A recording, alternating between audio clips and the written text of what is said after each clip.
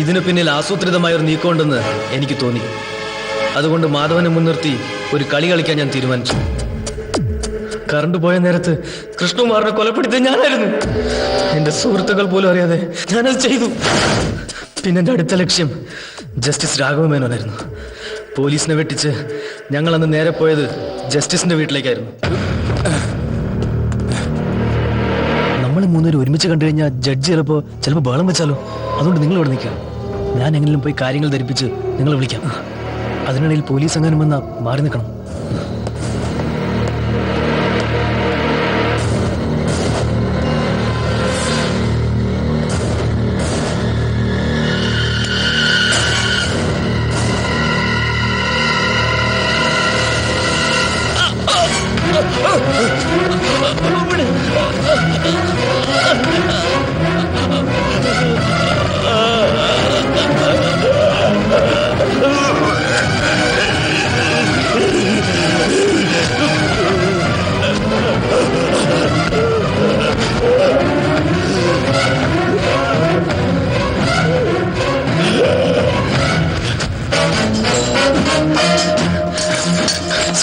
സംഗതി ആകെ പ്രശ്നമാണ്. നമുക്ക് വേഗം രക്ഷപ്പെടാം.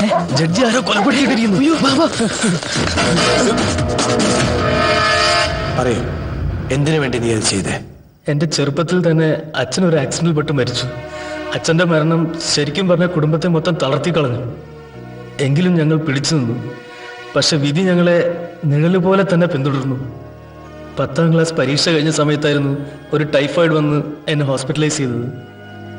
മരിക്കുമെന്നാണ് ഡോക്ടർമാർ വിധി എഴുതിയത്.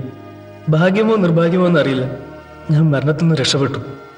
പക്ഷെ എൻ്റെ 2 കണ്ണുകളുടെയും കാഴ്ച നഷ്ടപ്പെട്ടു.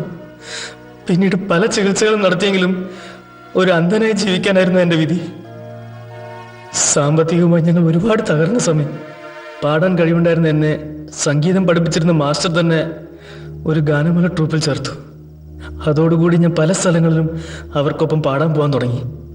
അങ്ങനെ ഒരു സ്വാതന്ത്ര്യ ദിനത്തിന് വിയ്യൂർ സെൻട്രൽ ജയിലിലായിരുന്നു പ്രോഗ്രാം കഴിഞ്ഞ് തിരിച്ചു പോകാൻ നേരത്താണ് എന്നെ കാണണമെന്ന് പറഞ്ഞ് ശിവൻകുട്ടി എന്നൊരാൾക്ക് ആത്മീയമുണ്ടെന്ന് വാർഡൻ പറഞ്ഞത്. 5 മിനിറ്റ് അനുവദിച്ചിട്ടുള്ളൂ.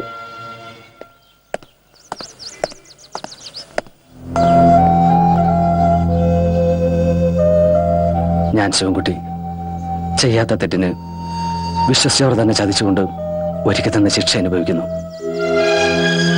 ഏതാനും ദിവസങ്ങൾക്കുള്ളിൽ എന്നെ തൂക്കിലേറ്റും. മരണത്തിന് കീഴടങ്ങും മുമ്പ് ഒരു നല്ല കാര്യം ചെയ്യണമെന്ന് ഞാൻ ആഗ്രഹിക്കുന്നു.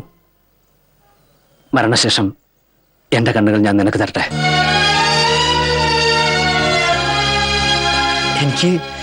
എനിക്കെന്താ പറയണ്ടേന്നറിയില്ല.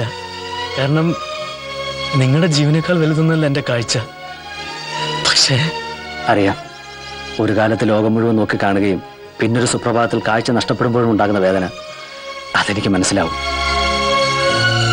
ഞാനൊരു ഉപകാരം ചെയ്യുന്നതിന് പകരം രാജീവ് എനിക്ക് എന്ത് തരും?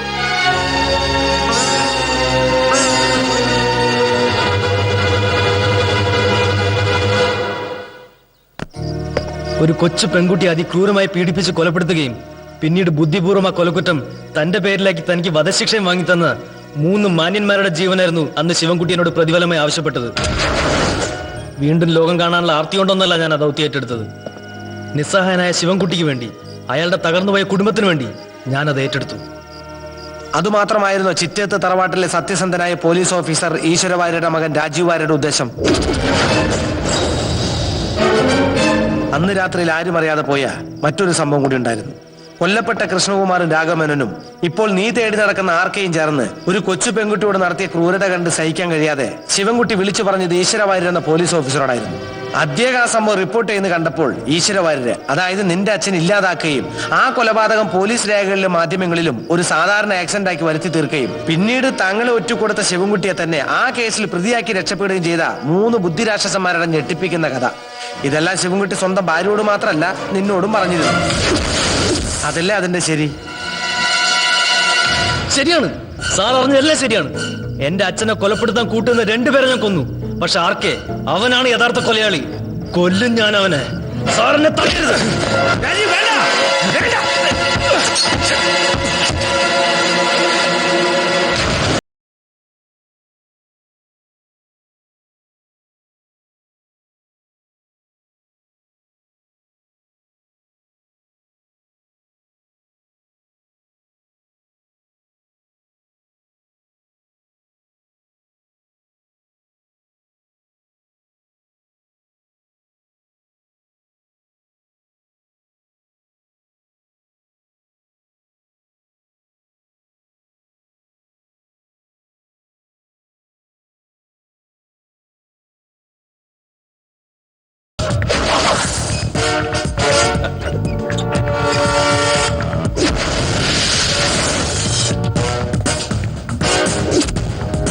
Welcome, Mr. Ravanan. A man with extraordinary power. I know.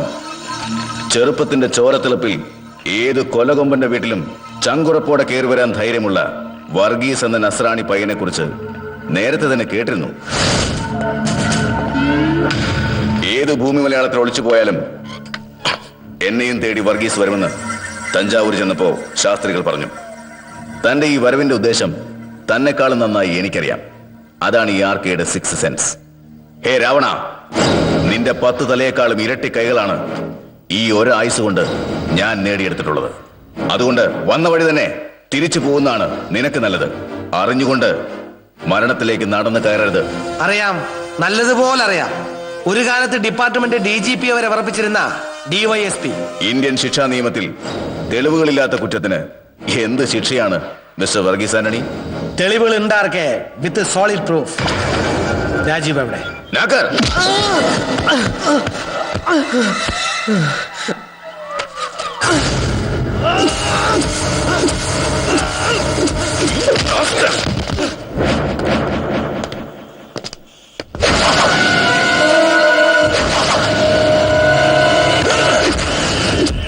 നീചക്രൂര ശത്രുസംഹാര യോദ്ധാവായ Edappally പള്ളിയിലെ വിശുദ്ധ വർഗീസേ, നീയും വർഗീസ്, ഞാനും വർഗീസ്. നിനക്ക് വേണ്ടി ഈ കൊട്ടേഷൻ ഞാൻ അങ്ങോട്ട് ഏറ്റെടുക്കാം.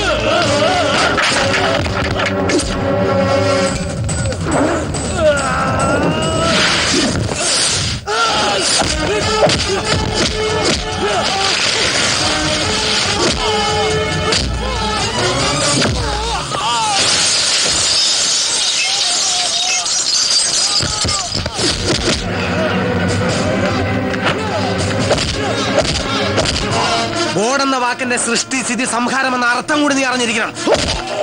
ഒരുപക്ഷെ ഇനിയുള്ള കാലമെങ്കിലും നിനക്ക് നല്ലൊരു മനുഷ്യനായി ജീവിക്കാനുള്ള പാഠമാവും അത്. നിനക്ക് മുകളിൽ ഒരാളുള്ള കാര്യം നീ അറിഞ്ഞിരിക്കണം. എല്ലാം അറിയാവുന്ന ഒരു വിധികർത്താവ്.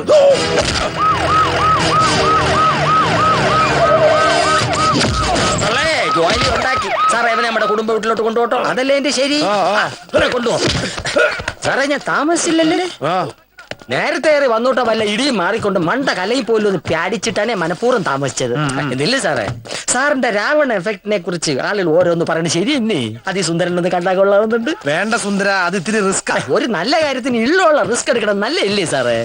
എന്നെ കാണുമ്പോ സുന്ദരന് ഇപ്പൊ എന്തിനു തോന്നണ്? എന്തൊരു തോന്നാ, എന്നെ പോലെ കാക്കിയിട്ട് ഒരു പോലീസുകാരൻ.